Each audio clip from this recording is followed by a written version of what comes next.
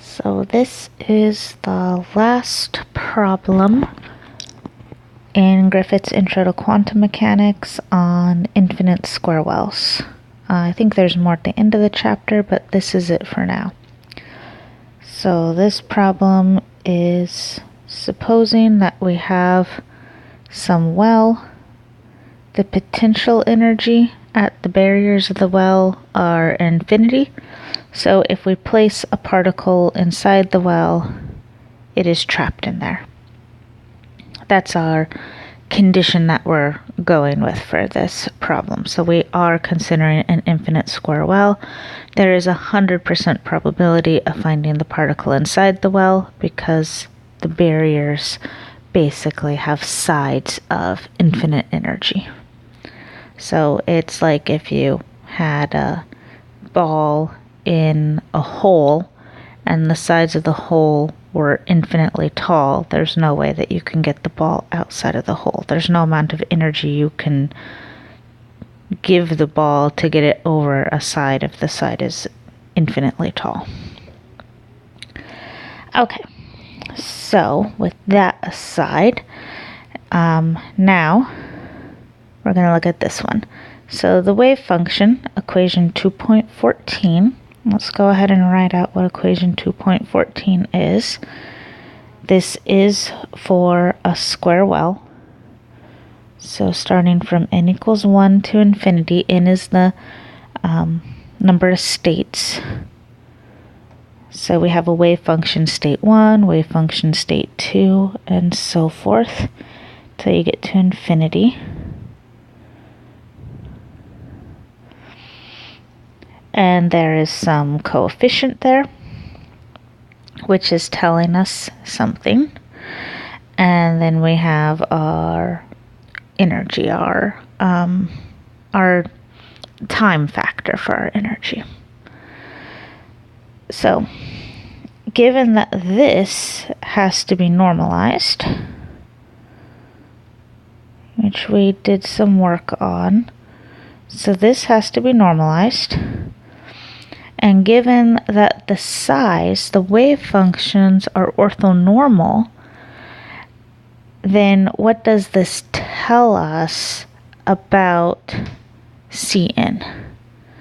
And here's our answer. This is what we know about Cn. We know that the sum of our coefficients, the absolute value of our coefficients squared equals 1, which I did in problem 2.9, except I think when I wrote my numerical answer, I may or may not have forgotten to square it. But I actually used that as an answer check for the last problem, probably because I've done these before, so I probably had it in the back of my head that was a good answer check without realizing I hadn't actually done this problem yet. So basically what we have is our normalization coefficient, which is relating to our probability to find a particle in a particular state, is always less than or equal to 1.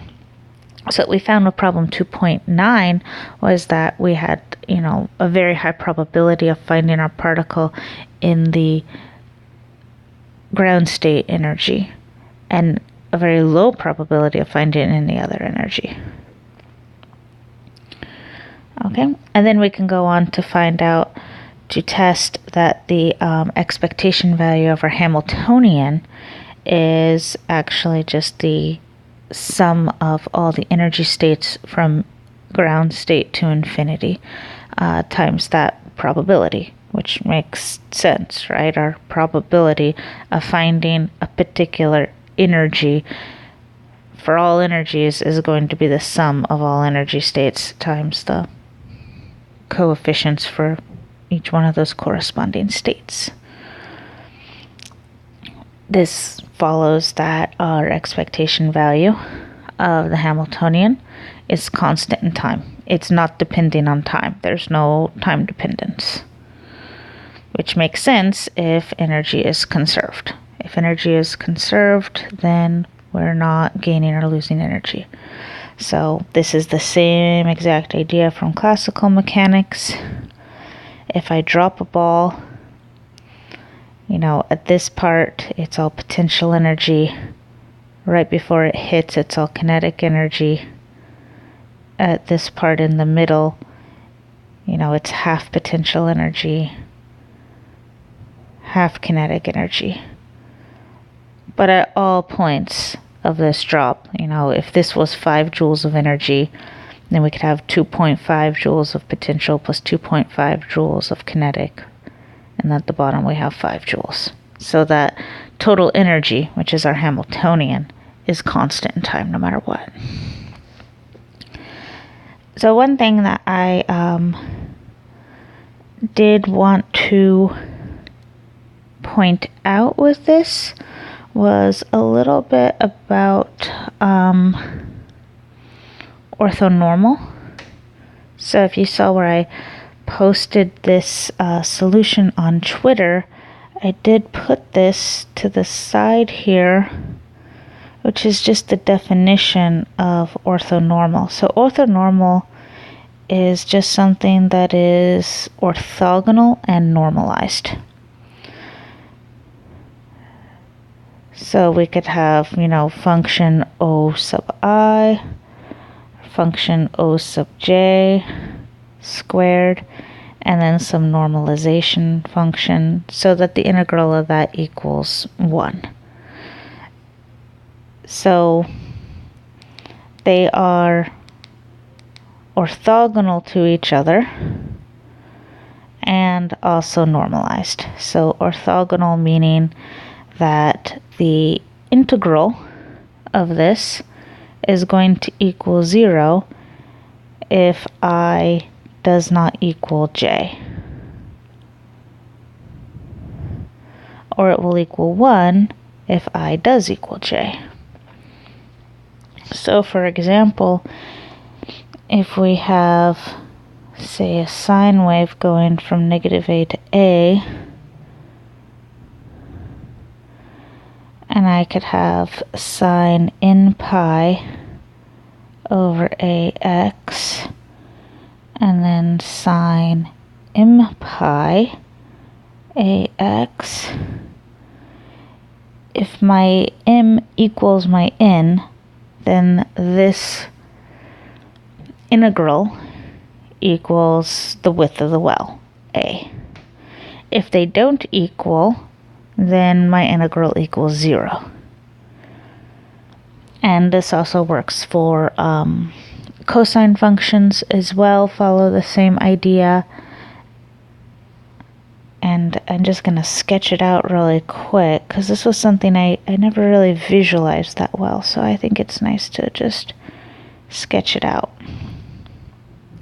So this would be something that is, periodic over a, right? So I could say that's a, and so forth.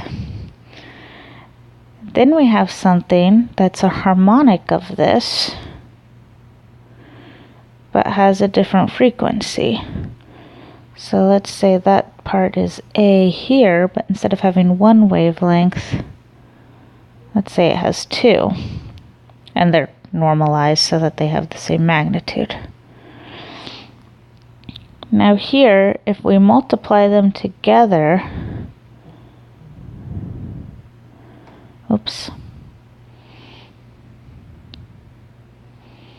that would be negative. If we multiply them together, we get a positive value, negative value, positive value, negative value. So they're constantly canceling each other out. Whereas if we had the same frequency, if I just had the same frequency again, and I multiply the top one with the bottom one, I get positive, positive, negative, negative, which is also positive. I add all those together, I'm always going to get a positive value. Whereas here, I don't always get a positive value. Here, I have positive, positive, positive, negative. So I have positive value plus a negative value, plus a negative value, plus a positive value. So those are canceling out. So whenever I have m not equal to m, the entire integral goes to 0. So that's orthogonal. And these are another extra step here, which is orthonormal. So they are orthogonal and normalized. So, and if we did that with, say I change this lower limit here, I'm no longer going from negative a to a. Let's say I'm going from 0 to a, then I just get a halves. Hence my normalization constant to make this integral equal to 1 is just going to be the square root of 2 over a for a square well, which is what we're talking about. So that's a little bit of an aside, just to, be sure that, this isn't just magic that we're declaring. No, there's a real reason why this is true. Like, m does have to equal n. Okay, now we know from before also that we can normalize at t equals 0.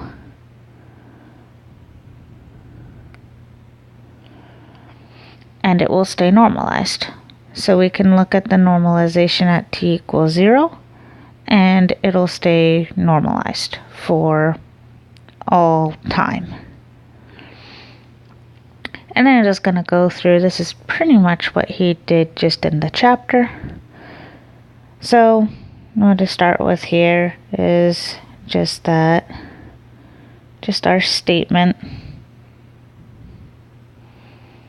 that these are orthonormal. That equals our Dirac delta equal to 1 if m equals n.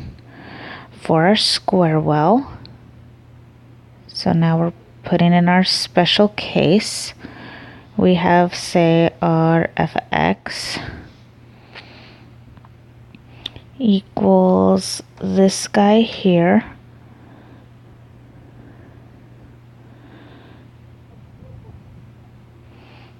which I could also write as that normalization constant a times this summation. So what I'm doing is I'm just putting in what psi of n is for a square well. So psi n for a square well is this guy, this result that we've gotten a bunch of times before, and we can always look up how to do that in a previous problem. So if I take the integral of psi m and complex conjugate times fx, then I just get this happy summation here.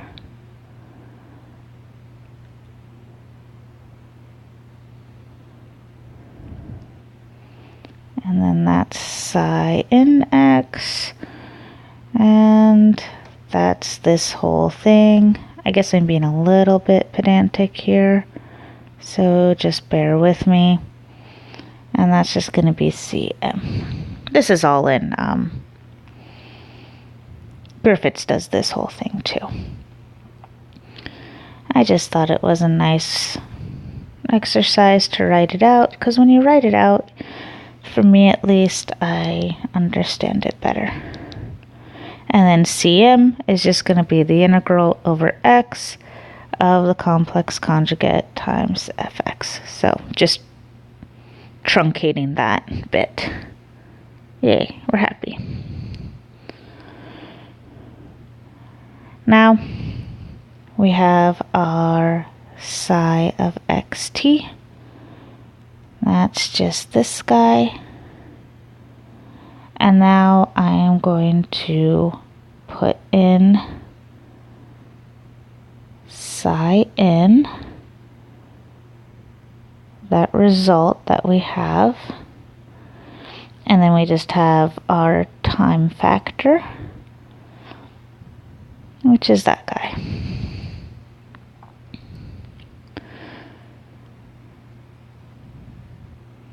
So this guy here, if we look at time equal t equals 0 as being this,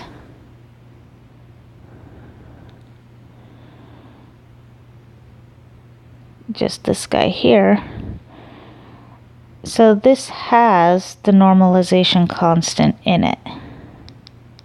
So this psi has normalization constant.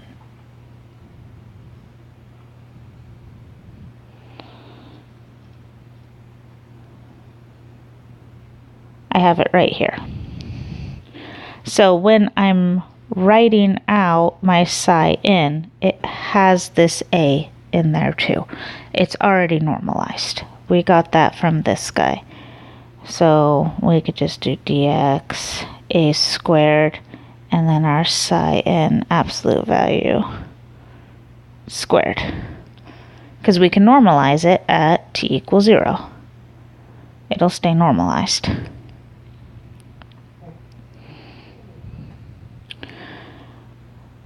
We also know that this is normalized.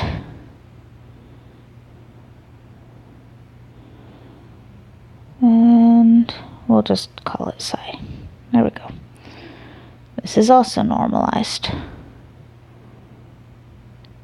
So if it's normalized at t equals 0, it's normalized for all t. So let's just fill in what these guys are. This is like really, like, you could seriously start here.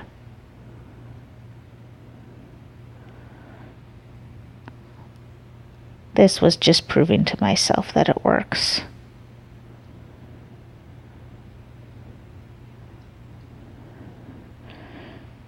So this is all just the justification that doing this is okay to do, just by writing out those definitions. Okay, so now I'm just going to write out what psi of xt is. And actually, I'm going to go ahead. I would like to write my summation outside my integral. Here we go. Cn is not dependent upon x. We are only normalizing from 0 to a because my particle is trapped inside. I have psi of xt is squared, right? This guy is squared. So when I square that, I got this times its complex conjugate. I get this squared. Then I get sine squared n pi a x. And then I get this guy squared. So that just looks like this because it's times its complex conjugate, right? So that's just 1. So I don't have any time dependence. My time dependence went away when I squared it, which is fine because I'm not integrating over time anyway. I'm integrating over space. I was going to go ahead and pull these constants outside my integral just to clean up a bit. So we get this guy squared. I get my 2 over a. My integrals from 0 to a. I'm integrating over space. And I have something that's orthogonal. I know what this integral is because it's freaking orthogonal. So that means that this integral is just going to equal a half. Well, what do you know? We have this guy. We have a half from our normalization constant, which we got from normalizing at t equals 0. And then we get this guy, again, because it's orthogonal. Those guys cancel out. And what we have is this happy result here. So that means any summation that I take for any number of n's of the absolute value of Cn squared, it's going to converge to 1. So I'm always going to have, since I clearly can't go all the way to infinity, that means I'm always going to get something less than 1.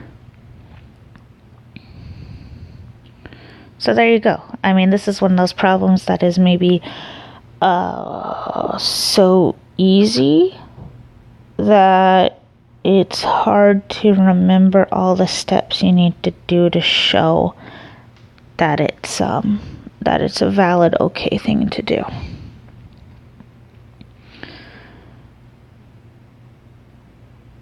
Incidentally, I just gave a test in one of my low-level physics classes, and it was like I made the problem too easy, so nobody showed their work, so a lot of people got points off, which was surprising.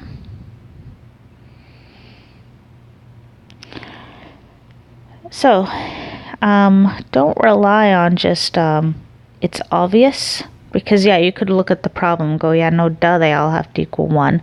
You can't have an over 100% probability to find energy in all states. However, the point is to show it, not to just state the obvious. Okay, so let's look at part B now. Actually, it doesn't even call it part B. Let's just look at the other part now, the next part, which is that the Hamiltonian, the expectation value of our Hamiltonian, is just this guy. And again, this is one thing that, I'm sure most of you, when you look at this, you're kind of like, yeah, that's intuitive, that's obvious, and it is, but the point is to show it. It is kind of fun to show it. So first, let's start with our operator definition of Hamiltonian. And I do think I need to be a little bit more clear on how to make this more accessible to people who maybe aren't so mathy, how operators are. So maybe I'll do a short video on just operators in general. But for now, you're only watching this so you can get the answer right on your homework, so let's just go with it. Okay, so our operator is our kinetic energy operator. Our Hamiltonian operator is our kinetic energy operator plus our potential energy. In this case, it's 0 because we're in an infinite square well.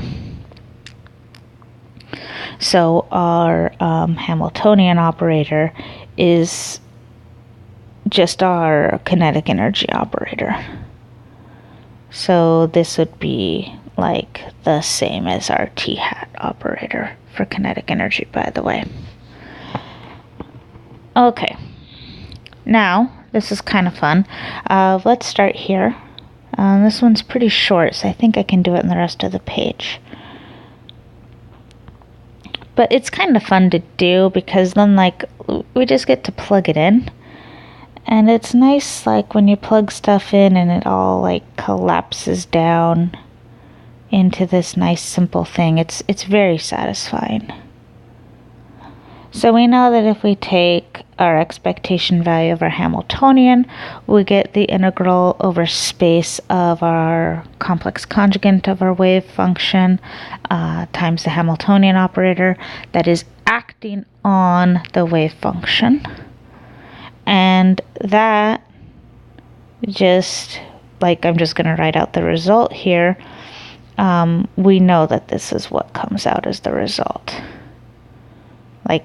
This is the result. But let's do it again because it's fun.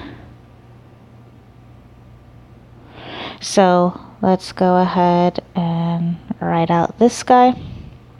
Now I'm going to use my my psi of x and t. So I have my summation out here because my CNs are not contributing to my integral. I'm going to go ahead and pull out this normalization constant here. So I'm just kind of using the same result. Hopefully I'm not skipping too many steps here, but those are just the constants. Nobody cares about constants. And then we're integrating over space. Then, oh boy, you know, I'm looking at the note that I posted on Twitter, and I'm sorry, I really did skip a lot of steps. I'm gonna put in another step there. So if you got this solution from Twitter, sorry, I must have been tired. I know I was going to do this on Monday, but I took a nap instead. And it was good. It was a really nice nap. So there you go. Okay, so there's our psi complex conjugate. We don't have any imaginary numbers in there, so it's the same. And now we're going to have our second derivative. You know, I really should write these as full derivatives. Sorry, that's a bad habit. And then that is acting on this guy here. I'm so sorry, I totally took this for granted for anyone who saw the Twitter one. And, well, okay, I'm not that sorry because it's kind of funny. Because if you if you just copied that solution and turned it in as your homework, like, I'm a big enough dick, I would have marked it wrong. And I wrote the solution. Okay, so if we take our derivative of my sine, that's just going to be the derivative of the inside times the derivative of the outside. That's a cosine. Derivative of sine is positive cosine.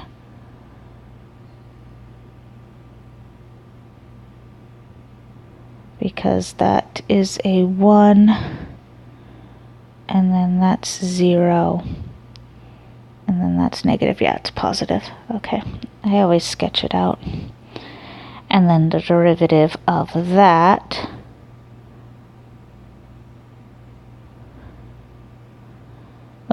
cosine of cosine of that whole junk. That's just going to be the derivative of the inside. So we get these guys squared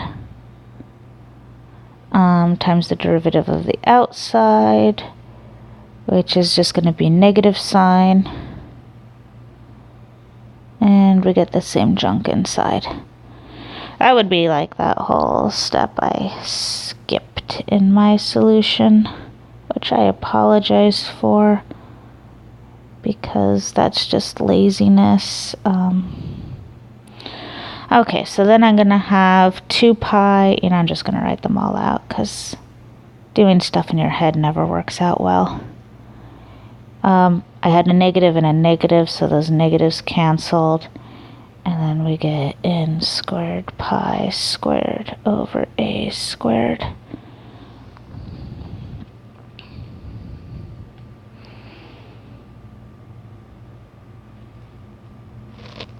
N squared pi squared over a squared. Okay. Then we get this guy. From 0 to a dx, and then we just get our sine squared in pi over a, and you gotta love orthogonal functions because all that junk just equals a halves. So that means that what we get here is we get our summation, all that stuff. The a halves cancel there. And then we just get h bar squared, n squared, pi squared, over n 2m times a squared. Now I'm not going to go because I'm seriously just running out of space. But if you go back over our solution for the square well, this is our energy levels En. We can double check that by looking at units. Always look at units. So H bar has units of joule seconds. So we get joules squared over seconds squared. And actually, I'm going to write that out as what those units are. Kilogram squared. So a joule is a kilogram times a meter squared over a second squared.